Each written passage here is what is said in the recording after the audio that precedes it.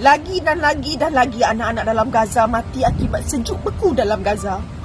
Korang rasa bila Naimah buat video tebalkan muka, merayu dekat anda, korang pernah tengok tak video Naimah merayu menangis minta tolong anda bagi selimut, bagi baju sejuk untuk anak-anak dalam Gaza?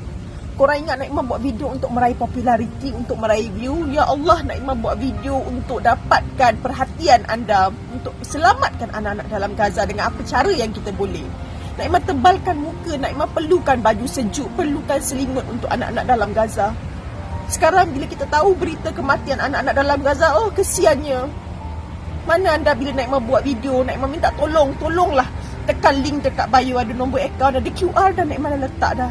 Tolonglah anak-anak dalam Gaza, nak bagi makan, nak bagi selimut, nak bagi baju sejuk. Please.